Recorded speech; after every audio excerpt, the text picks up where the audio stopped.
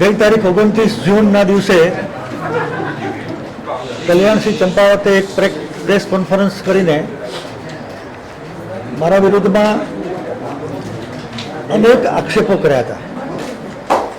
એ તમામ આક્ષેપો મિત્રો મનગઢંત હતા, બેબુનિયાદ હતા અને પાયા વગરના હતા.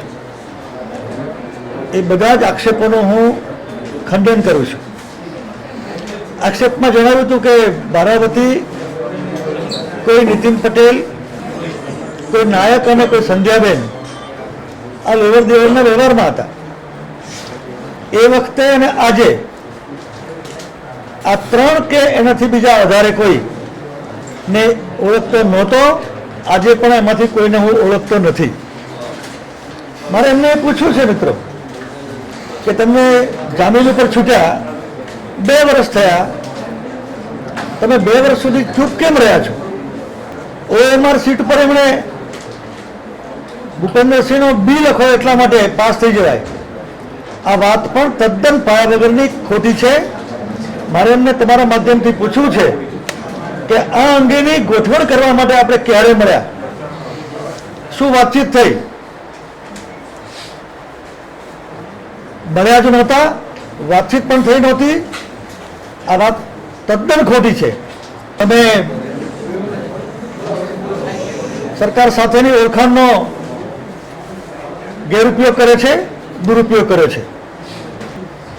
મારા વિભાગમાં નવીન શાળાની મંજૂરી હોય કે વર્ગ વધારાની મંજૂરી હોય, એ નિયમને આધીન છે.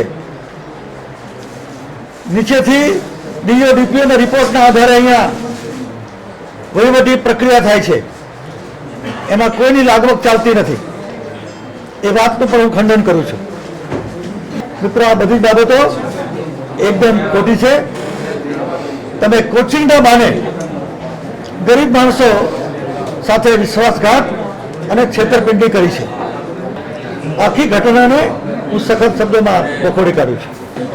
મેં એના પ્રેસ કોન્ફરન્સના દિવસે તમારા માધ્યમથી કહ્યું હતું કે 10 દિવસની અંદર કોઈ પુરાવા રજૂ નહીં કરે તો હું ન્યાયિક પ્રક્રિયાની શરૂઆત કરીશ. મેં મારા વકીલ દ્વારા HL જાની હાઈકોર્ટના વકીલ છે, એના દ્વારા ગઈકાલે મેં નોટિસ આપી છે. અને નોટિસમાં જણાવ્યું છે કે 30 દિવસની અંદર તમે મારા વિરુદ્ધના કોઈ પણ લિખિત મૌખિક આક્ષેપો પુરાવા સહિત, આધાર સહિત રજૂ નહીં કરો તો હું તમારી સામે બદનક્ષીનો કેસ કરીશ. આ વાત પણ મેં સ્પષ્ટ શબ્દોમાં એ વખતે કહી હતી, અત્યારે પણ કહું છું. કોઈ બનાવમાં વજૂદ હોય તો એની ઇન્કવાયરીની જરૂર પડે. આ બનાવમાં મારી સંડોવણીનો એક પણ પુરાવો નથી, એટલા માટે ઇન્કવાયરીની જરૂર નથી. બીજું, અછત સમિતિના ચેરમેન તરીકે ગુજરાતમાં સાર્વત્રિક વરસાદ પડ્યો છે, એને હું આવકારું છું, ખુશી વ્યક્ત કરું છું સરકાર તરફથી અને ઈશ્વરનો આભાર માનું છું.